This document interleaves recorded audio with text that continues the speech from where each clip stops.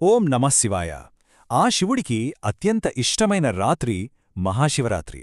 మనం ప్రతి సంవత్సరం ఎంతో భక్తి శ్రద్ధలతో ఈ పండుగను జరుపుకుంటాం కదా. మరి అసలు ఈ మహాశివరాత్రిని ఎందుకు జరుపుకుంటాం?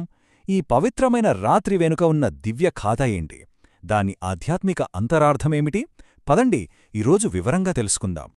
మన ఈ ప్రయాణంలో ముందుగా ఈ పండుగ మూలాల గురించి చూద్దాం. ఆ తర్వాత లింగోద్భవ మహాగాథ గురించి తెలుసుకుందాం. దాని వెనకున్న ఆధ్యాత్మిక అర్థమేంటో చూసి ఆరాధన ఎలా చేస్తారో క్లుప్తంగా పరిశీలించి చివరగా ఒక భక్తిపూర్వకమైన ముగింపుతో పూర్తి చేద్దాం. సరే, ఇక మొదటి భాగం పర్వదినం యొక్క మూలం. అసలీ పవిత్ర రాత్రికున్న ప్రాముఖ్యత ఎక్కడ మొదలైందో చూద్దాం. మన హిందూ పంచాంగం ప్రకారం చూస్తే మహాశివరాత్రి మాఘ మాసంలో కృష్ణపక్ష చతుర్దశి రోజున వస్తుంది. అయితే ఆ రోజుకి ఒక ప్రత్యేకత ఉంది. అదేంటంటే ఆ రాత్రి చంద్రుడు సాక్షాత్తు ఆ పరమశివుడి జన్మనక్షత్రమైన ఆరుద్రతో కలుస్తాడు. ఇదొక అద్భుతమైన ఖగోళ సంఘటన. అందుకే ఈ రాత్రికి అంతటి ప్రాముఖ్యత. పురాణాలేం చెప్తున్నాయంటే ఈ పండుగను జరుపుకోటానికి ముఖ్యంగా 3 కారణాలున్నాయి. అందులో మొదటిది ఇదే రోజున శివపార్వతుల దివ్య కళ్యాణం జరిగిందట. ఇక రెండోది ఆ పరమశివుడు సృష్టి, స్థితి, లయలకు ప్రతీకగా తన దివ్యమైన తాండవం చేసింది కూడా ఈ రాత్రే. ఇక మూడోది అన్నింటికన్నా ముఖ్యమైనది, శివుడు మొట్టమొదటిసారిగా జ్యోతిర్లింగ స్వరూపంలో ఆవిర్భవించింది కూడా ఈ పవిత్రమైన రాత్రే. ఇక రెండవ భాగానికి వస్తే లింగోద్భవ మహాగాథ. శివుడి నిరాకార, సర్వోన్నత స్వభావాన్ని మనకు తెలియజేసే ఈ అద్భుతమైన కథేంటో ఇప్పుడు చూద్దాం.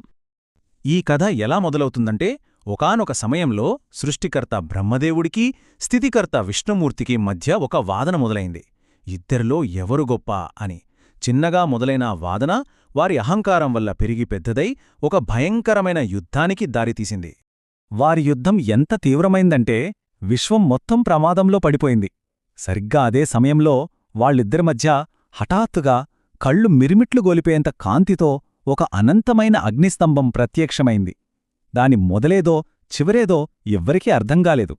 సరే, ఆ తేజస్తంభం అంతు చూడాలని ఇద్దరూ నిర్ణయించుకున్నారు. వెంటనే బ్రహ్మ ఒక హంస రూపం ధరించి దాని పైభాగాన్ని వెతుక్కుంటూ ఆకాశంలోకి ఎగిరివెళ్లాడు.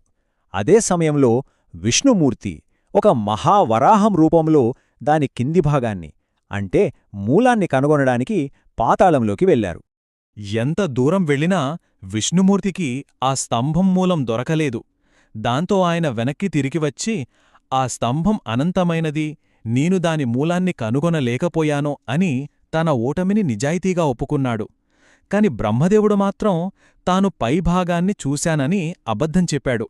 అంతేకాదు, దానికి సాక్ష్యంగా దారిలో కనిపించిన ఒక కేతకీ పుష్పాన్ని, అంటే మొగలి పువ్వును తీసుకొచ్చాడు. బ్రహ్మ ఆ అబద్ధం చెప్పగానే ఆ మహా తేజస్తంభం నుండి సాక్షాత్తు పరమశివుడు ఆవిర్భవించాడు. ఆయన నిజం చెప్పిన విష్ణువును ఆశీర్వదించాడు. కాని అబద్ధం చెప్పిన బ్రహ్మదేవుడికి భూలోకంలో పూజలుండవని శపించాడు. ఆ అబద్ధానికి సాక్ష్యం పలికిన మొగలి పువ్వును కూడా తన పూజకు పనికిరాదని చెప్పాడు. అప్పుడే ఆ పరమేశ్వరుడు ఇలా ప్రకటించాడు, నేను ఈ అగ్నిలింగ రూపంలో, ఈ జ్యోతిర్లింగ రూపంలో ఆవిర్భవించిన ఈ రోజే ఇకనుంచి మహాశివరాత్రిగా ప్రసిద్ధి చెందుతుంది. చూసారా, ఈ మహాఘాతే మనం మహాశివరాత్రి జరుపుకోవడానికి వెనుకున్న అతి ముఖ్యమైన కారణం. ఇక మన మూడో భాగానికి వద్దాం. ఆధ్యాత్మిక అంతరార్థం. ఈ లింగోద్భవ కథ కేవలం ఒక కథ మాత్రమే కాదు. దీనిలో మనందరికీ ఒక లోతైన ఆధ్యాత్మిక సందేశం ఉంది. అదేంటో ఇప్పుడు చూద్దాం. మనం శివరాత్రి అంటున్నాం కదా. ఇక్కడ రాత్రి అంటే కేవలం బయట ఉండే చీకటి కాదు, అది మనలో ఉండే అజ్ఞానానికి, అహంకారానికి ప్రతీక. మరి శివ అంటే?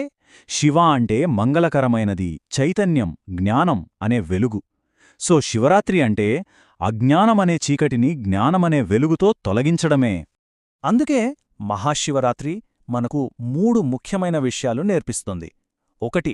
లింగోద్భవ కథలోలాగా మన అహంకారాన్ని జయించడం. 2. మనలో ఉన్న అజ్ఞానమనే చీకటిని, అంటే తమస్సును తొలగించుకోవడం. ఇక 3. ఆత్మజ్ఞానాన్ని పొంది ఆ దివ్యమైన చైతన్యంలో లీనమవడం. సరే, ఇక 4వ భాగానికి వద్దాం. ఆరాధన. మరి ఈ ఆధ్యాత్మిక లక్ష్యాలను చేరుకోవడానికి భక్తులు ఈ రోజున ఏం చేస్తారు? ఒక్కసారి క్లుప్తంగా చూద్దాం. ఈ పవిత్రమైన రాత్రి భక్తులందరూ శివాలయాలకు వెళ్తారు. శివలింగానికి నీళ్లు, పాలు, తేనెలాంటి వాటితో అభిషేకం చేస్తారు. ఇది మన మనసులో ఉన్న మలినాలను కడిగేయడానికి ఒక సంకేతం. ఆ తర్వాత రాత్రంతా మేల్కొని జాగరణ చేస్తూ ఓం నమఃశివాయ అనే ఆ పంచాక్షరీ మంత్రాన్ని జపిస్తూ ఆ శివచైతన్యంలో మునిగిపోతారు. ఇక చివరిగా మన ముగింపు. ఇంత గొప్ప కథ, ఇంత లోతైన ఆధ్యాత్మిక అర్థం, ఇవన్నీ కలిసి మనకిచ్చే చివరి సందేశం ఏంటి? ఒక్క మాటలో చెప్పాలంటే, మహాశివరాత్రి అనేది కేవలం ఒక పండుగ కాదు. అది మన అహంకారాన్ని వదిలిపెట్టడానికి, మన అజ్ఞానాన్ని జయించడానికి, మనలోనే ఉన్న ఆ దివ్యమైన శివ చైతన్యాన్ని అనుభూతి చెందడానికి మనకు దొరికినొక అద్భుతమైన, పవిత్రమైన అవకాశం. ఆ పరమశివుని దివ్యమైన చైతన్యం మనందరిలోనూ ఎల్లప్పుడూ ప్రకాశించాలని మనస్ఫూర్తిగా కోరుకుంటూ ఈ విశ్లేషణను ఆ పవిత్ర మంత్రంతోనే ముగిద్దాం. ఓం నమః శివాయ.